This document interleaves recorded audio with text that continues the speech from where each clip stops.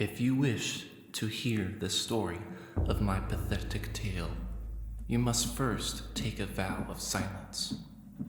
Please keep in mind that the ultimate price must be paid if the pact between us be broken by innocence or intent.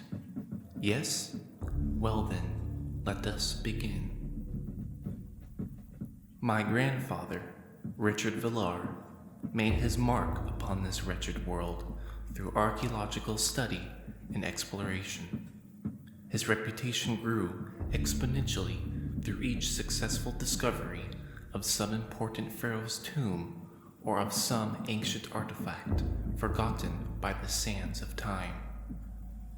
As you might imagine, his fortune was quite grand, resulting in the acquisition of a fine house. I say house to sound modest, but it was really a mansion. During the younger years of my childhood, the grand halls seemed to extend into the dark void for an eternity, and with no regard for my family's honor or status, I often indulged in the most infantile of acts. With the success of my grandfather, my father's record of life achievements can be reduced to that most selfish and disgusting habit of alcoholism. The constant stench of his breath turned me away from the temptation of finding solace at the bottom of a bottle to that of raising myself up from the mediocrity of my father and the grandeur of my grandfather. Do I sound ungrateful to you? No, it was not a lack of gratitude, but it was pride I sought after. The pride of my own accomplishments, separate from that of my grandfather's. I never hated the old man. I just did not want to ride the wave of his success into the sea of despair that my father had found bliss contentment in sailing on. Naturally, my grandfather made notice of all these things that I had witnessed myself as but a young boy, of my father's lack of initiative, of his incompetence, and so disowned him. Now, my mother had died some years ago, leaving me as the sole heir to the family fortune, and with my father disowned, I was next in line for the inheritance. Seeing the inevitable outcome of the future of my responsibilities, I was sent abroad to study so that I might one day be able to take care of the estate. At the time, I felt like I was sent away, unwanted by my family, and so sent to have strangers teach me under the guise of tutor. I then began to realize this was my chance to make something of myself and make my grandfather proud of his grandson. Over the course of the next decade of vehement study in rich countries of history like that of Egypt and China, I received a letter. Unaware at the time that the contents of that letter would lead up to where we are now, I opened it with glee upon realizing it had been sent from my grandfather's estate. My beloved grandfather, the only person on this earth that I had come to love, had passed away. Surely, a normal person would have wept over such a loss, but strangely, my eyes remained dry and my face unwavered. Perhaps now you think of me coldly, a spoiled man with everything he could ever want, unable to shed tears. I ask that you indulge me for a minute and let me explain my actions.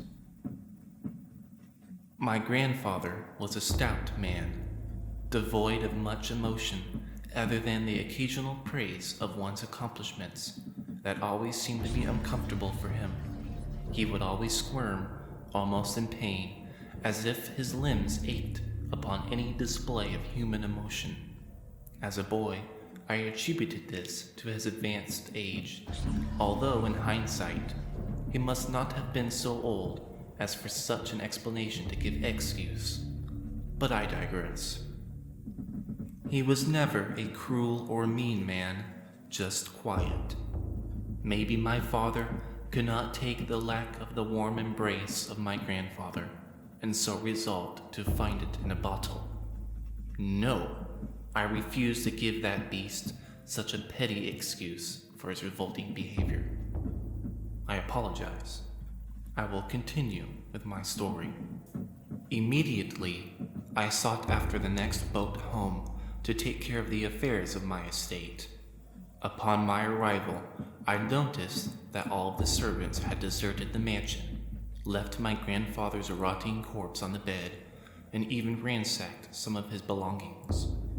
I was far too tired, both from the arduous journey and the emotional stress, to deal with this matter.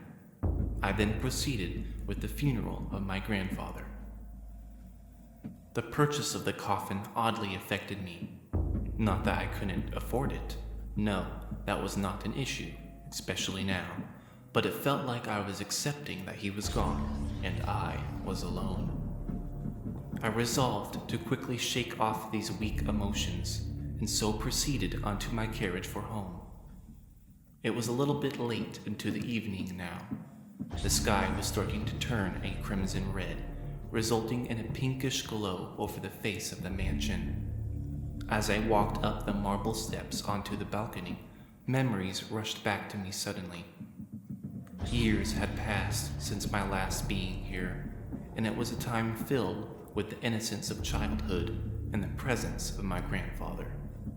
It was now that I began to weep, free from the glaring orbs of my peers and the gossip of my enemies. Once the last tear burned into the skin of my cheeks, I walked into the mansion, determined to reminisce of times forgotten, and to analyze each and everything, as if to fill the void that was in my soul. The hallways immediately made themselves known to me, a bit smaller now that I am a grown man, but just as dark. The walls still had that dark red wallpaper, when reflected off of by candlelight, gave off a reddish hue in the hallway, which then produced a shadow outstretched from the candle holder's body all the way down the lengthy corridor. This made me somewhat uneasy, still plagued by the childish fantasies of ghouls and monsters hidden in the darkness. Once I gathered up the courage to pass down the hallway, I was met by a solitary chair, situated at an angle to that of the grand fireplace in the living room, which many a night my grandfather had spent smoking his pipe and reading a large book. As a boy, I don't remember what the book was about, but whenever my grandfather started to read it, his eyes would glow with an unfamiliar light, a light of joy and contentment. As I already said, many evenings were spent in this way, him reading this large book, and me indulging in anything that would command my attention long enough for the evening to pass us by. The chair was made of a velvet seat, and its structure was made out of the finest materials from China. I then began to sit down in this chair of nostalgic memories, and fell into a trance, staring into the unlit fireplace. I was starkly snapped out of it when I felt a cold breeze coming from a nearby window. I then proceeded to make a fire.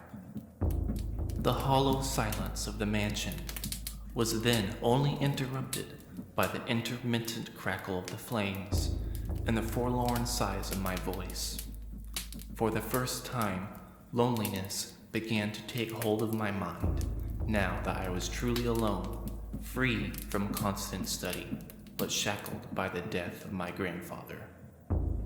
With my senses now made sharp by the stimuli of sorrow and grief, I took notice of a mask hanging above the fireplace. The mask was red, with a golden trim, and spikes protruding from the sides of it, about an inch in length. Also, the mask was hanging on an expensive picture frame made from bamboo.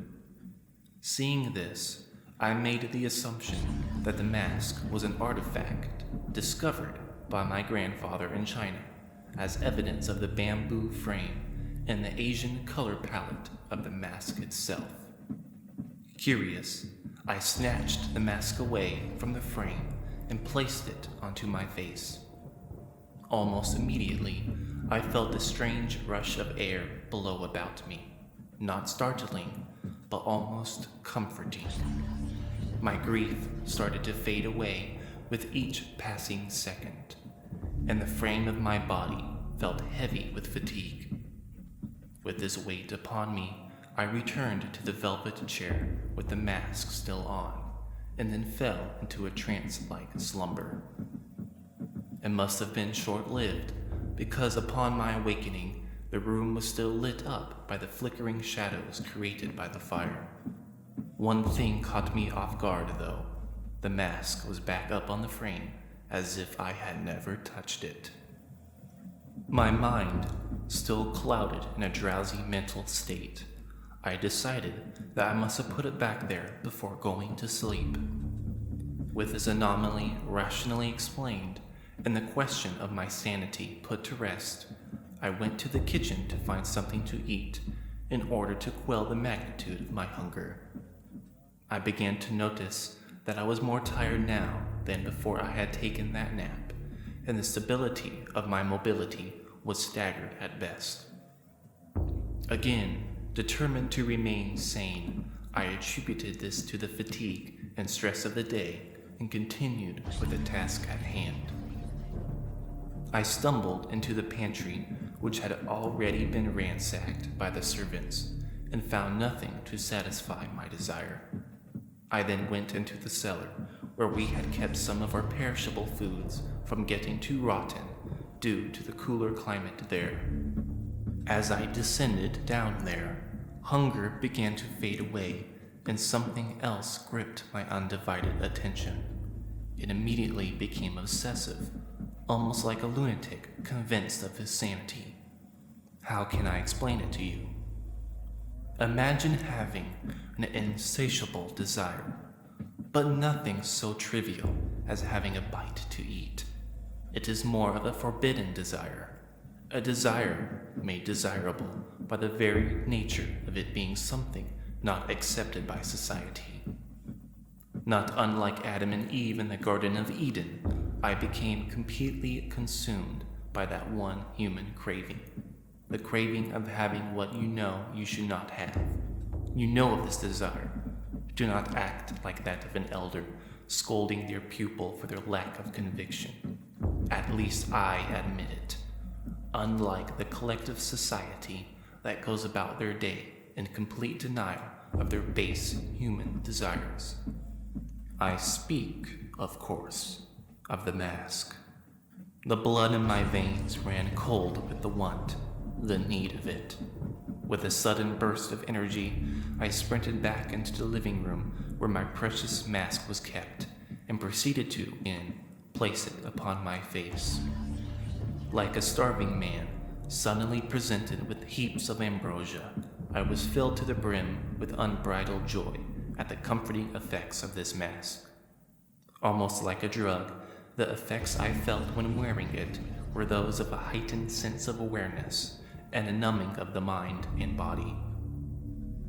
If only my grandfather could see me now, his only grandson, dependent on the effects of a simple mask to make his miserable life somewhat bearable for a short time, what a wretched sight I must have been.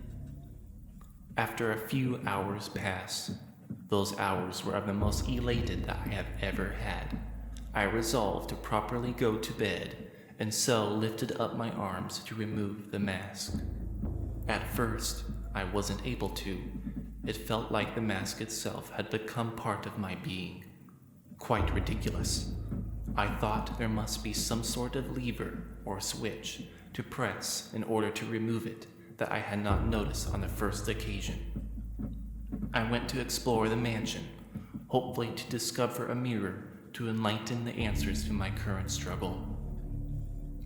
To my dismay, I could not find a single means of reflection in the whole mansion, let alone a mirror. What an oddity. I had never noticed this phenomenon in my childhood, nor did I presently, until I was plunged into this scenario. Panic and claustrophobia began to set in, taking over the past feeling of euphoria, thus morphing into my present state of horror. With blind rage, I attempted to pry off this terrible temptation with all of the force I could muster.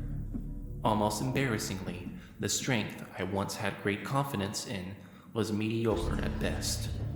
It was almost as if the mask was draining what little amount of life I had left that was beating in my chest.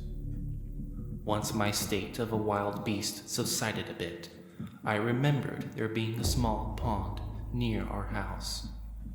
Praying to find a semblance of a reflection to reveal my current state, I rushed to it, fueled only by my desire for survival and the instinct of my body as to the origins of the pond. When I came upon the pond, I apprehensively gazed into it. I was met with a horrid appearance that could spark the flames of superstition, myths, and lore into even the most rational of minds. I had aged nearly 70 years in the course of one evening. How could I tell with the mask on, you ask? So ancient was I that even the fat of my limbs sagged, and what was left of the hair on my head glowed gray in the full moon's light. Overcome by sorrow regarding the state of my bodily frame, I descended into despair and wept. Eventually, I was able to collect my thoughts and took notice of something else in the reflection. Text began to take form over the surface of the water and gave an ominous message to the unfortunate soul that was myself. It read that whoever is cursed with the mask will be met with a short-lived feeling of joy and elation, but will soon be met with misfortune in the form of advanced age and doubly cursed with imprisoned lips. For those who disclose the facts of this message will be met with death and the eternal curse of that person's bloodline. Even as I write this to you, dear reader, I can feel my life slipping away slowly. The light in my eyes begins to fade, and my tortured body resembles that of a rotting corpse. I leave this sad world, hoping that you can make a difference. Do what I could not. Resist the mask and hide it, bury it, conceal it forever, lest another poor soul be plagued by the mask of Vilar Manor. Just remember, you promised to keep this a secret, unless you wish to have your life end as mine did, alone, in pain, and ultimately forgotten.